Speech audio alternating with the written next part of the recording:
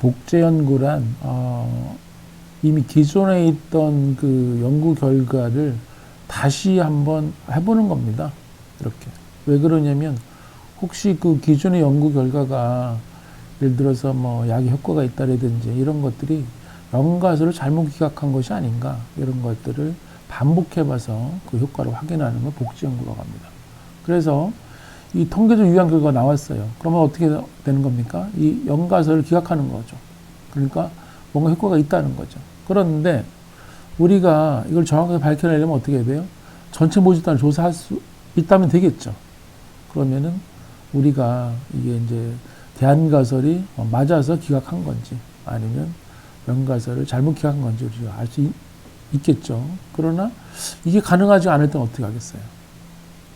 곤란하죠? 그래서 이제 반복해보는 거죠. 그 다음에 이 다중검증, 검증을 여러 번 해서 나온 거나 이럴 수도 있죠. 그래서 아무튼 이렇게 나온 것들이 좀 놀랍도록 참 이 과학 이론에 아주 놀라운 결과를 준다. 이러면은 일중 오류일 가능성이 더욱 이제 큽니다. 이 과거 과학의 역사도 이런 분들이 많이 있었는데, 그래서 현재 이 관행, 우리가 이제 뭐 법적인 체제, 또 사회적인 통념 이런 게 있거든요. 근데 누가 연구를 내놓는 거예요. 아주 쇼킹한 결과를. 그래서 우리 그 현실에 이거를 좀 변화시킬 쪽으로 영향이 크잖아요.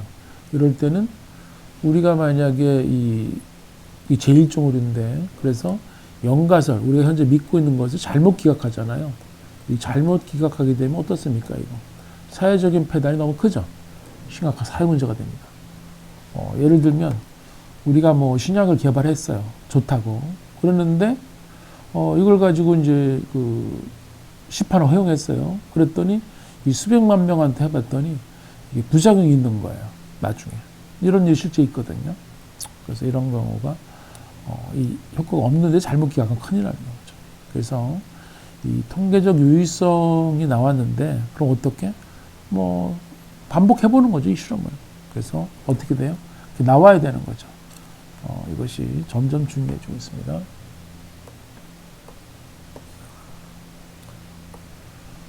여러분들이 이제 뭐 코로나19, 그래서 거기서 이제 백신 개발하지 않습니까? 백신. 이런 것들이 임상시험을 거칩니다. 즉 뭐냐면, 이런 백신, 신약 개발하는데, 이 4단계로 진행을 하는데, 첫 번째 단계는 뭐냐면, 일단 이 새로운 치료법 또는 뭐 신약 이런 것이 안전한지 연구하는 거예요. 효과가 있다는 둘째 문제고, 일단 이게 독약이 되면 큰일 나잖아요. 그죠? 우리 몸에 해를 끼치는 것은 아니다. 건강을 해치는 것은 아니다. 이걸 먼저 연구합니다. 안전성을. 두 번째는 이제 뭐냐면, 이 가짜 약보다 이게 효과가 있는 것인지, 그러니까 이 효과가 있는 것인지 이제 검증을 합니다. 검증을. 그래서 여기서 이제 이 P값이 작게 나오면, 그러면 이제 효과가 있다 결론 되겠죠. 근데 이 P값이 작게 나온 게 혹시라도 제1종 오류일지도 모르죠.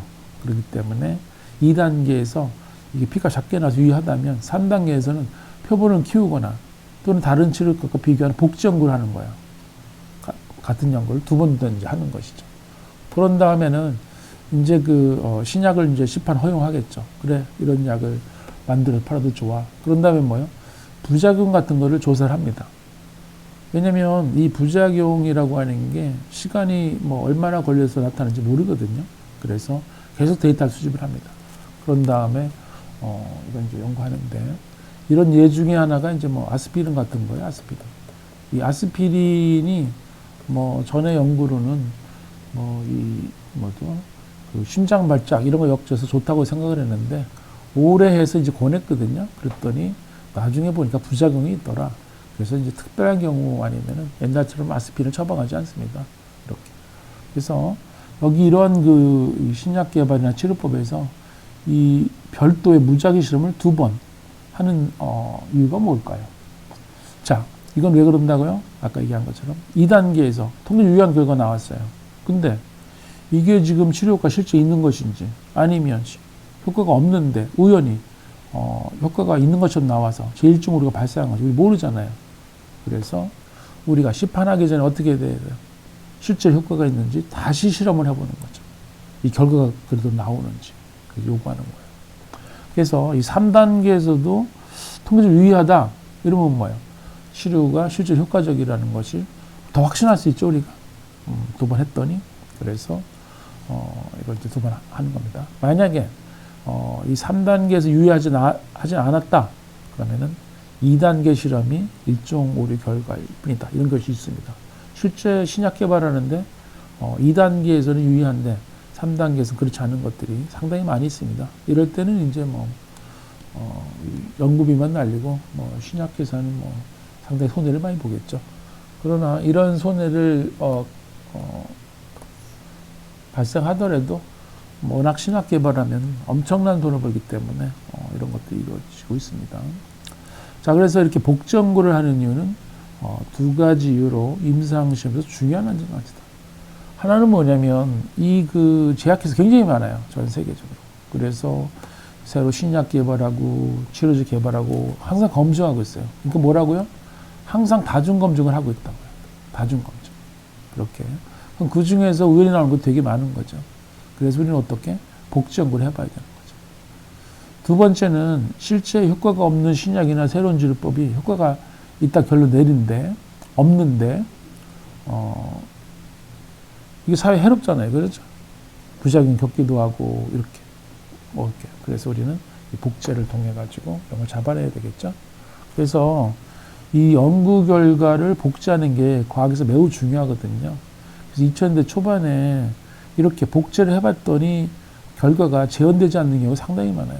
그래서 이 과학에 큰 충격을 주었는데 그러면서 더욱더 엄격해졌어요. 데이터 수집을 어떻게 했느냐, 분석을 어떻게 했느냐 이런 것들을 다른 연구자한테 투명하게 볼 수 있도록 이렇게 연구해야 되는 것을 윤리적으로 강조하게 되었습니다.